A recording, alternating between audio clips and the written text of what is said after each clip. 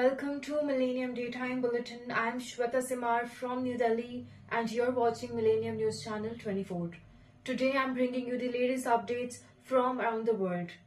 Let's begin with today's top headlines. New Zealand MP breaks into traditional dance, rips up bill in Parliament.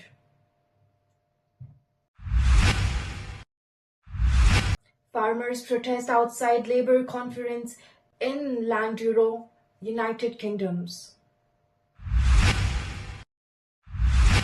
Georgia's poll body confirms ruling party's contested vote win. Iran categorically denies UN envoy meet Elon Musk.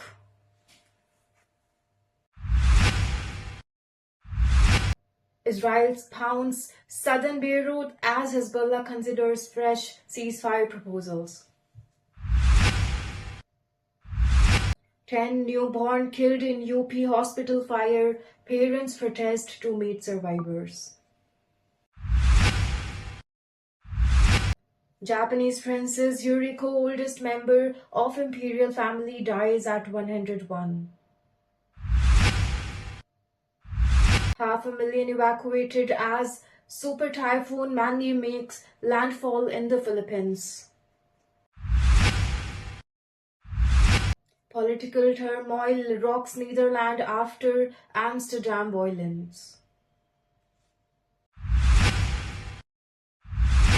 Jake Paul defeats Mike Tyson via unanimous decision in highly anticipated fight. US tennis star Frances Typhoon fined $120 billion for repeatedly swearing at cheer umpire. We'll be right back after a short break. Stay tuned for more updates.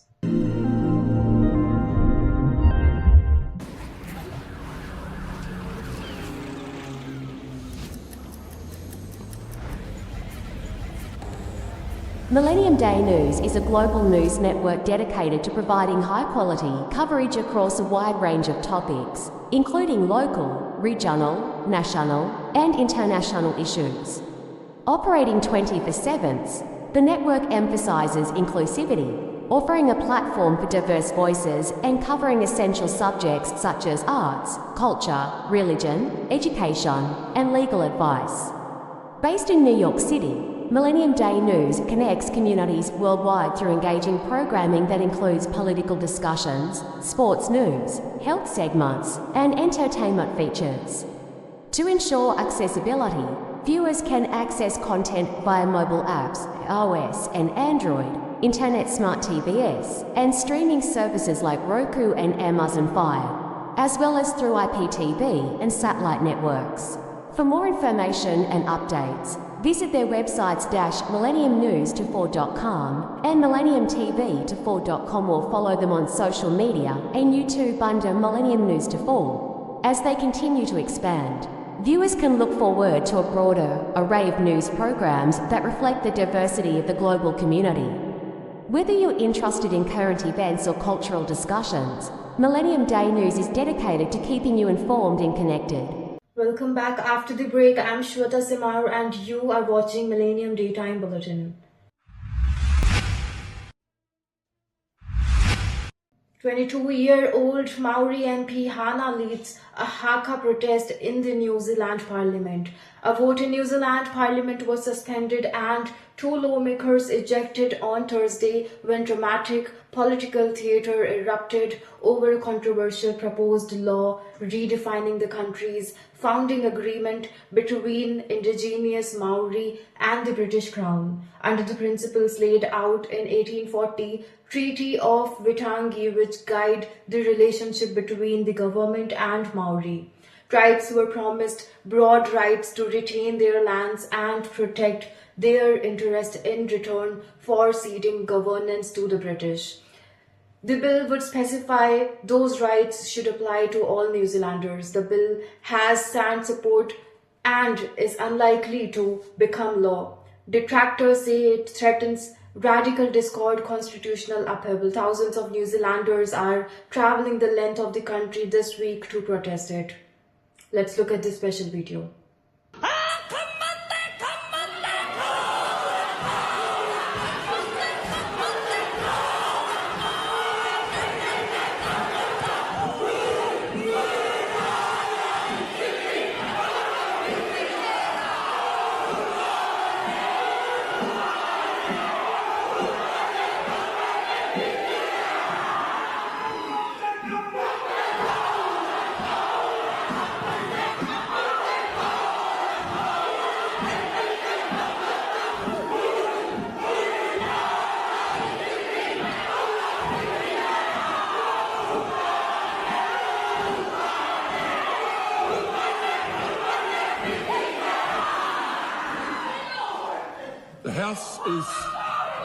The House is suspended until the ringing of the bells.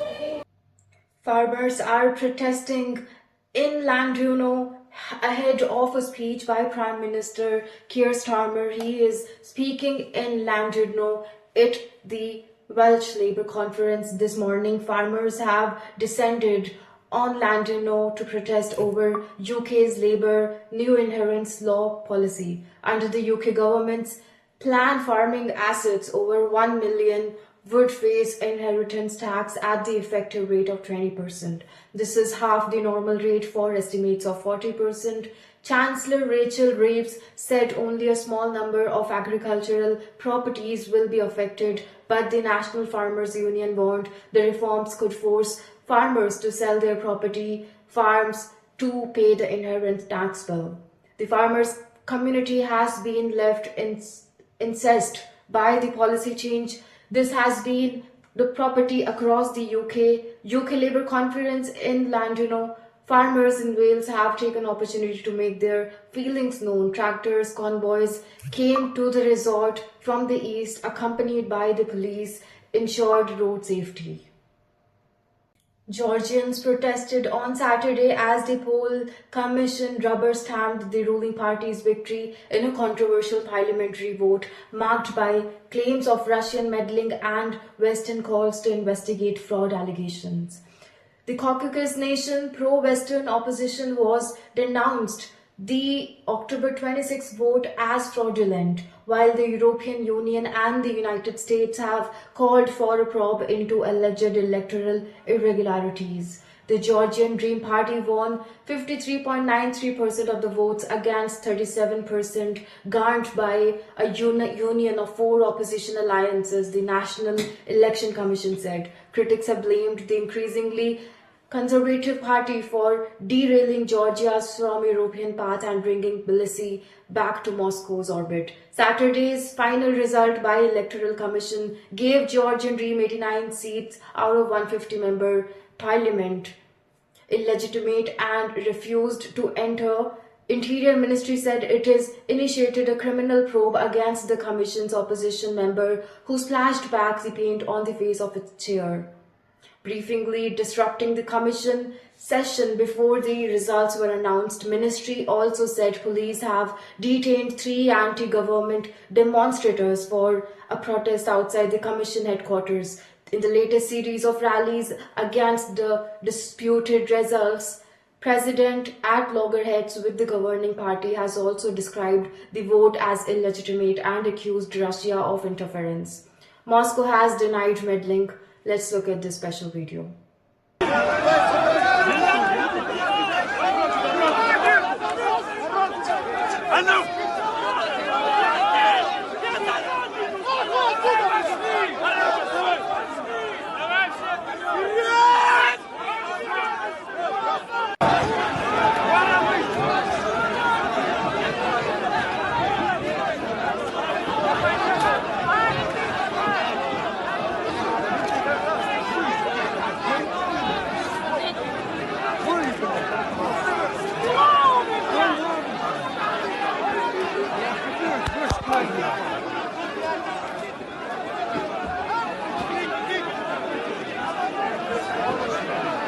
Iran's foreign ministry denied that a meeting was held between the Iranian ambassador to the United Nations and Elon Musk.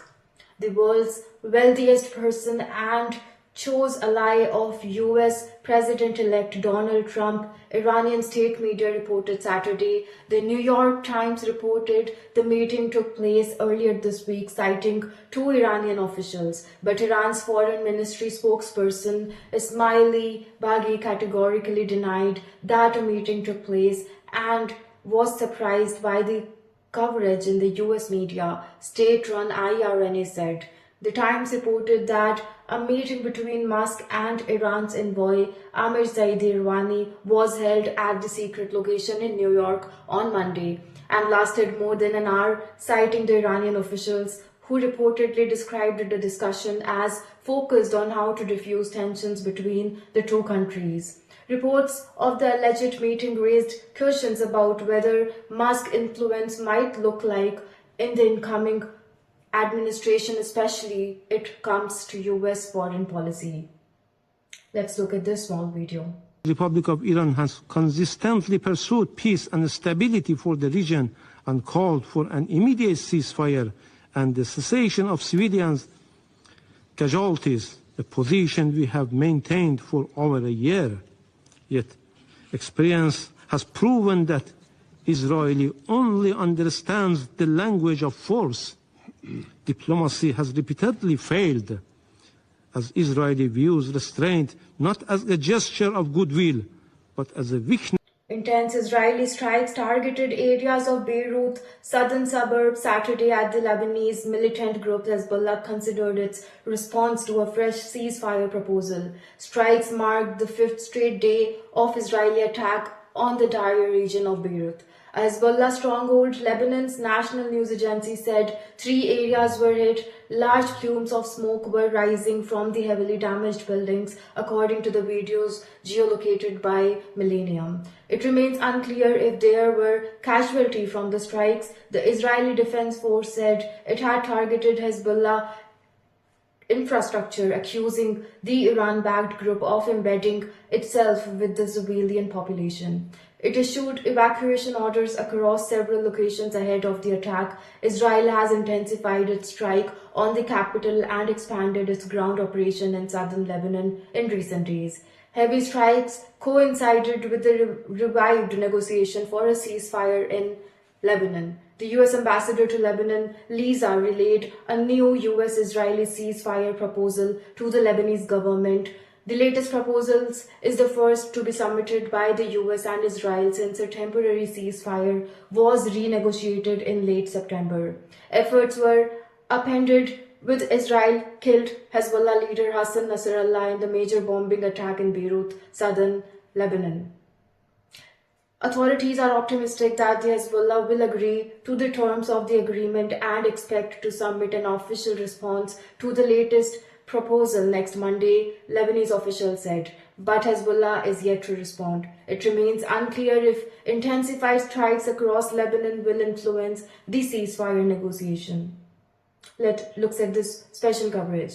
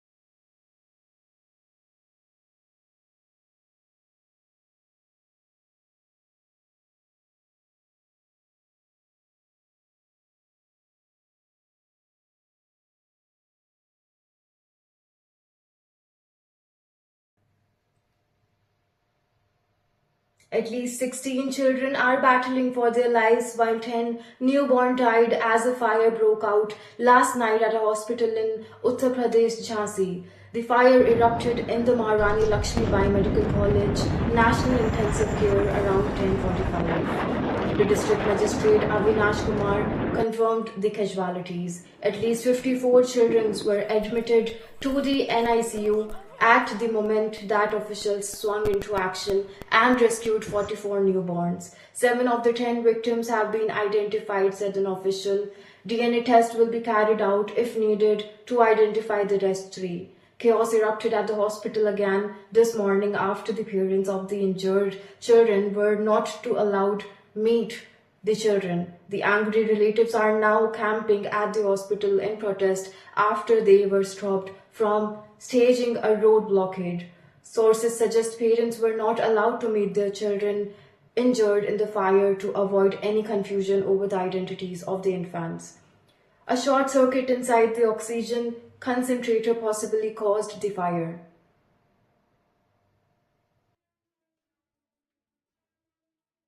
Japanese Princess Yuriko, the wife of wartime empire Hirohito brothers and the oldest member of the imperial family, has died after her health deteriorated recently. Palace officials said she was 101. Yuriko died Friday at a Tokyo hospital, the Imperial Household Agency said. It did not announce the cause of death, but Japanese media said she died of pneumonia. We'll be right back after a short break. I'm Shweta Simar. Keep watching Millennium Daytime Bulletin.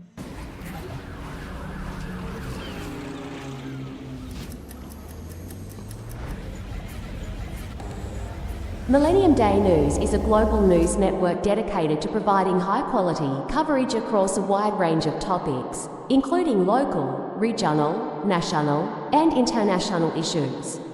Operating 24/7, the network emphasizes inclusivity, offering a platform for diverse voices and covering essential subjects such as arts, culture, religion, education, and legal advice.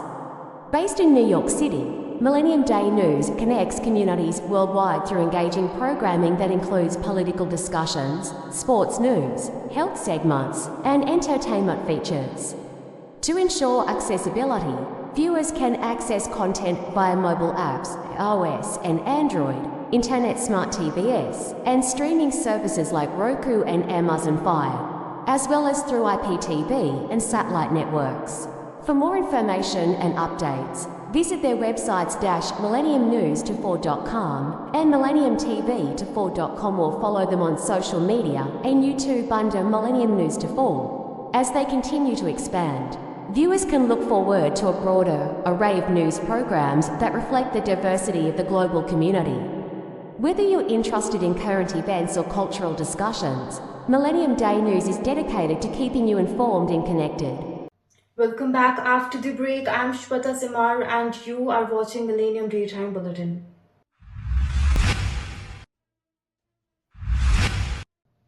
More than 500,000 people have been evacuated from their homes as Super Typhoon Millennium made landfall along the eastern coast of Catanduanes, Philippines on Saturday. Winds are currently up to 160 mph, that is 260 kph, making Manny the equivalent of a Category 5 hurricane. More than 500,000 people in the country Bicol region have been evacuated, a disaster official told Millennium.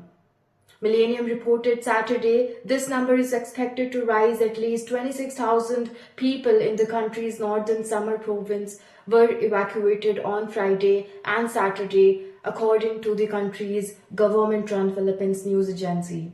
A further 18,000 were preemptively evacuated from the eastern summer and summer provinces, PNA reported, with patients and staff members of Eastern Summer District Hospital being evacuated to the areas of Municipal Hall. Manny underwent rapid intensification on Friday, jumping from a tropical storm early Friday to a super typhoon early Saturday. The increase in the wind and rapid intensification in rains. This is fourth typhoon to hit the Philippines in the less 2 weeks, a feat that Philippines has never seen before. According to Millennium analysis of NOAA historical hurricane database, unlike the previous 3 hard typhoons, Manny will be farther south, thus impacting much greater number of people. Storm is expected to bring several meters of potential catastrophic storm surge, widespread damaging winds and power outages, severe flooding and landslides across the significant swaths of Luzon. Let's look at this video.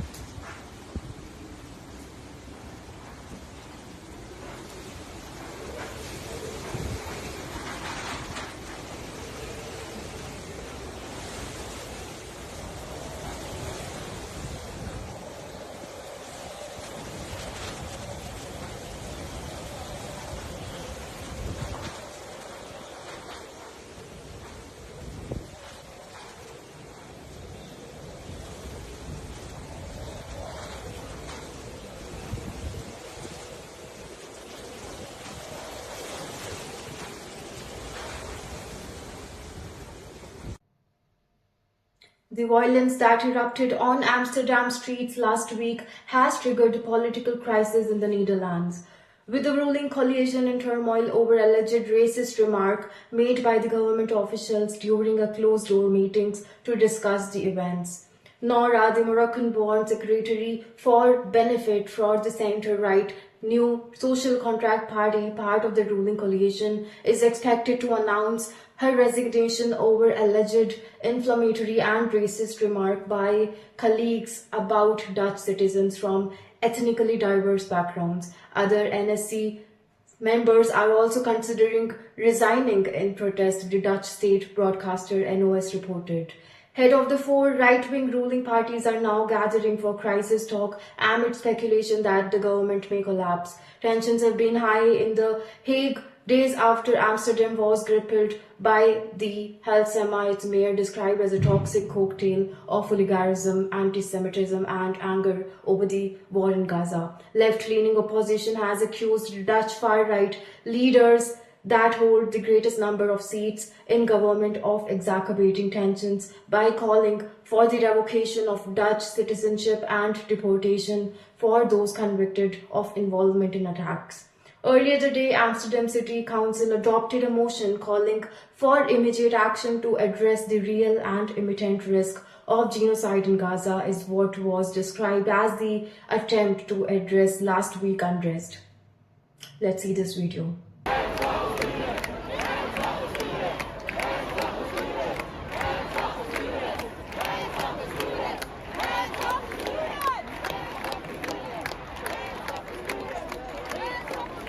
Now time for some sports highlight.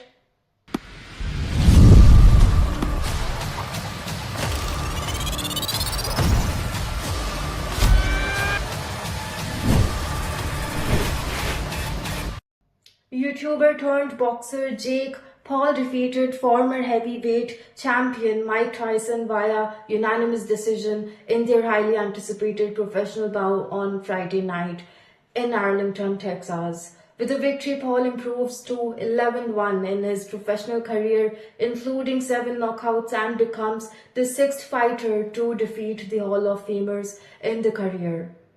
First and foremost, Mike Tyson, it's such an honor, Paul told Tyson after the match. He's a GOAT and I look up to him. I'm inspired by him and he wouldn't be here today without him. The man is an icon and is just honorable. Friday Night Fight was Netflix's first live boxing event that included 7 action-packed bouts.